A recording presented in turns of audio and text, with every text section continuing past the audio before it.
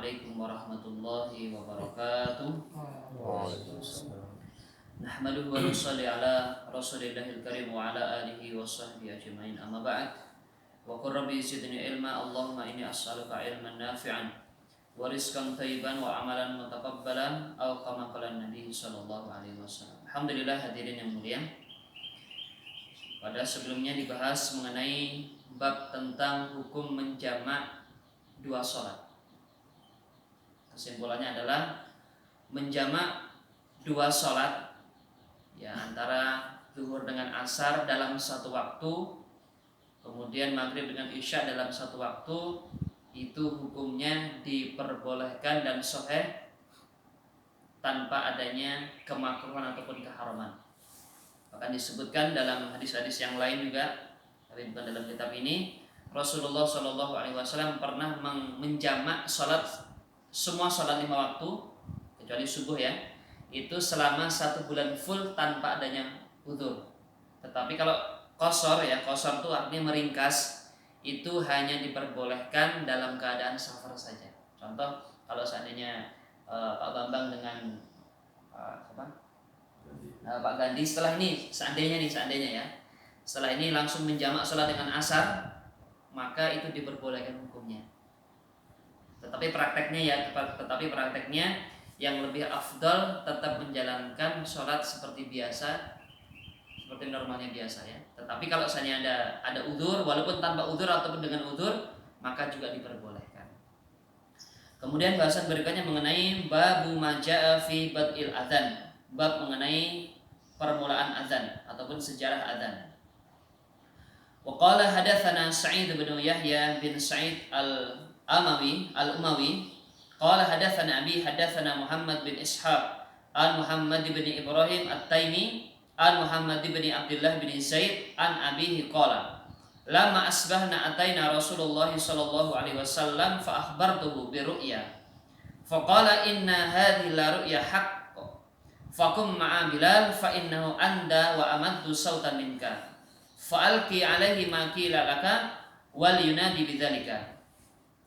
Qala falamma sami'a Umar bin Khattab nida'a Bilalin bis salati kharaja ila Rasulillah sallallahu alaihi wasallam wa huwa yajurru izarahu wa huwa yaqul ya Rasulullah walladzi ba'atsaka bil haqq laqad ra'aitu misla alladzi qala faqala Rasulullah sallallahu alaihi wasallam falillahi alhamdu fadzalika atsbatu. Yaitu hadis mengenai bab tentang sejarah adzan dari Muhammad bin Abdullah bin Zaid atau Abdullah bin Zaid bin Abdul Rabbih, dari bapaknya. Beliau mengatakan ketika subuh, ya, maka kami datang kepada Nabi SAW mengabarkan tentang mimpi. Dan ini kejadian mimpi ini, pelaporan mimpi adzan ini diawali dengan musyawarahnya para sahabat dengan Rasulullah suatu malam, yang memusyawarahkan bagaimana cara agar umat Islam itu datang mengumpul saat waktu sholat sudah datang.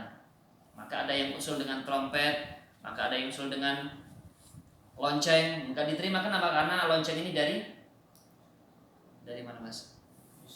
Dari Kristen, kan? Dari Nasrani. Kemudian trompet dari Yahudi. Jadi nanti kalau kita main trompet, ya mirip dengan Yahudi. Jadi kalau mau malam tahun baru, ya hindari perkara-perkara tersebut juga. Nah, maka qadarullah, mereka musyawarah belum ada hasil, pulang dengan masing-masing membawa risau PR masing-masing, apa yang seharusnya nanti dibuat ketika mengalami masalah ini. Maka salah satu di antara sahabat yang bernama Abdullah bin Zaid bin Abdul Rabbih itu mimpinya malam diajarkan oleh malaikat tentang kalimat-kalimat adzan yang ada sekarang ini. Kemudian faqala inna hadhihi la ru'ya haq, maka Nabi mengatakan ini adalah mimpi yang hak. Fakum ma'a Bilal, maka Bilal radhiyallahu anhu diperintahkan untuk mengumandangkan azan. Kenapa sebabnya? Fa innahu anda wa amaddu sautan minka, karena sesungguhnya suaranya lebih melenting, suaranya lebih keras, lebih bagus daripada suaranya Abdullah bin Zaid bin Abdul Rabbih. Jadi ini luar biasa sekali sifatnya para sahabat. Walaupun yang menemukan itu Abdullah bin Zaid bin Abdul Rabbih, tetapi kemuliaan ini diberikan kepada siapa? kepada Bilal. Dan insya Allah secara pahala, insya Allah pahalanya sama.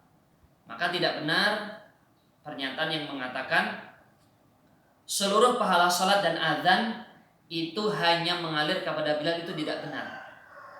Ya, seluruh pahala salat dan azan ya itu akan mengalir kepada Abdullah bin Zaid bin Abdi Rabbi dan juga seluruh para sahabat yang bermusyawarah pada malam hari itu. Adapun Bilal ini hanya sebagai panitia pelaksana saja Mas ya. Jadi pelaksananya saja. Tetapi sebelum ada itu sudah ada musyawarah sebelumnya. Kemudian fa'alqi alaihi ma qila laka wal yunadi bidzalika ya. Kemudian dikumandangkan seperti itu ya.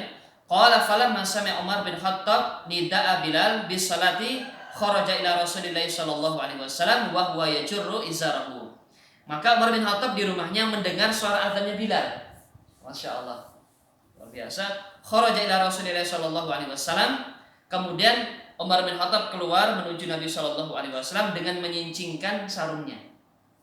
Sebelumnya juga disampaikan oleh ulama, begitulah ketika seseorang ada risau tentang suatu masalah benar-benar dipikirkan dengan benar, itu kadang-kadang muncul dalam mimpi sebagai bentuk, masya Allah apa ya? Bentuk apa Mas? Risau. Juga risaunya tadi. Akhirnya dalam mimpi pun ke bawah-bawah juga. Sama juga dengan kita dulu waktu masih muda, ya kan?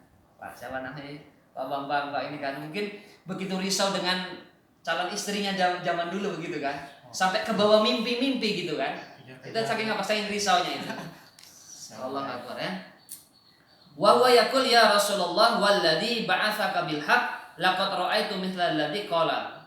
Ya. Wahai Rasulullah, sesungguhnya demi zat, yaitu demi nama Allah yang telah mengutusmu dengan hak, sesungguhnya aku telah melihat ataupun mendengar kalimat adzan ini sebagaimana yang aku lihat dalam mimpiku. Alhamdulillah hadirin yang mulia. Inilah sejarah singkat daripada adzan ya. Adzan itu dimulai daripada adanya risau. Ya, dengan adanya risau sama dengan pondok kita ini kan. Awalnya belum ada apa-apa, Pak. Awalnya cuma ada Ustadz Amin sama istrinya. Ustadz Amin silaturahmi ke warga kan. Kemudian ya qadarullah ketemu dengan si A, si B, si C dan si D. Kemudian Allahu Akbar, terwujudlah masjid pondok pesantren kan. Santrinya banyak, masjidnya sekarang sudah luar biasa besarnya. Ini kenapa sebabnya kok bisa ada seperti ini? Padahal Ustadz Amin gak ada modal. Kasarnya begitu kan. Cuman ada modal niat yang bagus dan fikir yang benar-benar risau begitu. Akhirnya apa wujudlah risau tadi. Kemudian apa niat bagi tadi? Dengan apa? Dengan gerak. Akhirnya apa? Ada masjid, ada pondok pesantren dan ada semuanya. Dan ada suhel juga sekarang kan. Ada yang sudah hafiz Quran, ada yang belajar di luar negeri dan ada sekarang Masya Allah Pak Bambang sebagai orang tua daripada calon Ustadz Sayyid. Dan itu sebab apa? Sebab daripada kerisauan seorang ulama. Itulah guru kita sekarang. Semoga Allah berikan taufik kepada kita semua untuk bisa mengikuti setiap sunnah Nabi kita Muhammad SAW dan kita bisa mengamalkan dan kita sampaikan kepada setiap orang yang belum mendengarkan. Subhanakallahumma wa bihamdika asyhadu an la ilaha illa anta astaghfiruka wa atubu ilaik. Assalamualaikum warahmatullahi wabarakatuh.